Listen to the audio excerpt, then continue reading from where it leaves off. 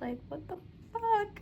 Anyway, when influencers were first coming up, well, I was born in 2006, so don't quote me on this. I'm just gonna give you what I was living through. 2016, 2015, 2017, it was a bunch of rich YouTubers. You know, they ran everything.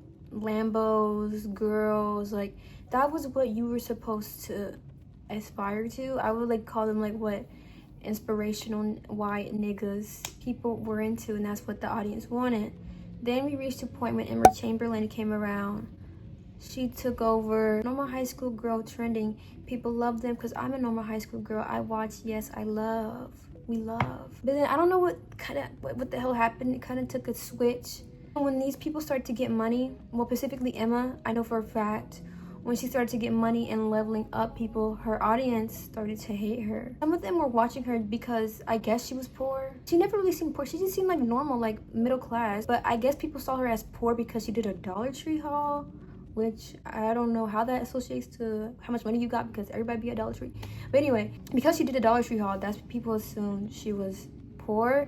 And I guess when she got money and no longer became poor in their eyes, which I don't think she was ever like poor, like homeless poor. Let me pause and let me define poor. Poor? What the hell? My definition of poor is like, you don't know when your next meal's gonna be. Do he know when his next meal's gonna be? Terrible joke.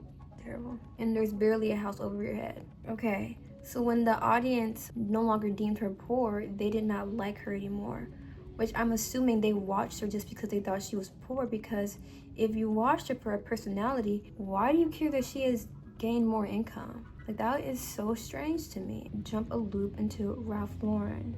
When the Ralph Lauren Oak Bluffs ad came out, I thought it was a beautiful ad campaign. It was nice. It was like, oh my god, so Lana Del Rey, so whimsy, so cutesy. So I had no idea there were going to be entire think pieces, a campaign of clothes. Well, there were multiple people saying like, this is so unrealistic, like this is not real representation, because black people were not being depicted in the typical like ghetto, loud, ratchet way. Gosh, it sounded like Candace Owens, but that's what I'm trying to say. I'm like, so that's not, because we have different representation that's not relatable to you means that it's terrible and it's not a good campaign. They're saying it's classes. I hate that term. Guys, this is sickening. And this brings me to my saying, you can't relate to everything, okay? And just because you can't doesn't mean it's bad. I get why relatability was a big thing, because before we never saw white people in the media. We never saw LGBTQ, or as Frank Gallagher says, LGBAEIEIO. We've gotten so much representation to the point where now it's like anything that doesn't relate to you is now deemed bad. Like, what the fuck? Guys, no. When I was seeing the situation happen on TikTok, it literally reminded me of that quote, that one friend that's too woke. Because I hate the term woke now, because the far right took it and demonized it. Like, before, woke was like Trayvon Martin. Like, if you know that case, the case was horrible. That was like woke to me. Now woke is like that they made everything's woke. Like, just saying I'm black and I went through this bad experience, oh, you woke, you the woke mob. I'm such a down the middle person, but being down the middle does not get you anywhere in politics. But anyway, let's go back to the main topic. I saw another post. I'm dead ass, I'm not even joking. There was a girl who had depression, and you know, she posted about her depression on TikTok. And of course she gained followers that also had depression. The girl, I don't know what she did to become happy or become not depressed anymore, but whatever she did it. And I saw her a couple months later, and she was like, this is how I beat my depression, da-da-da-da-da. First, people in the comments were happy. They were like, yes, period, you queen.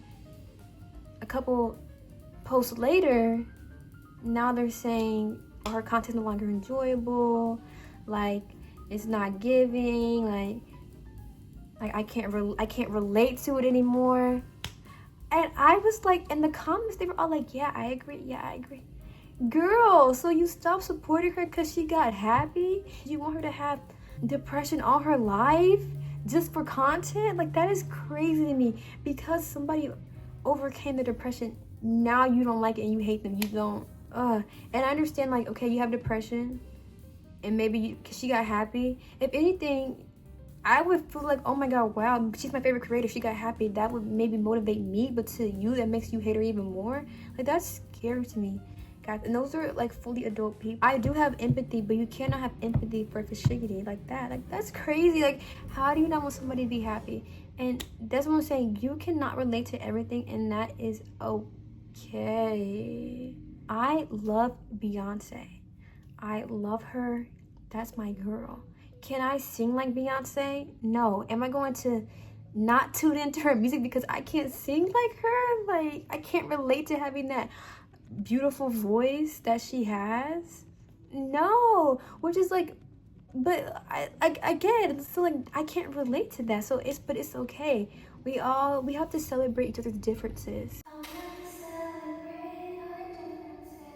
But yeah, if you feel offended by this video, don't.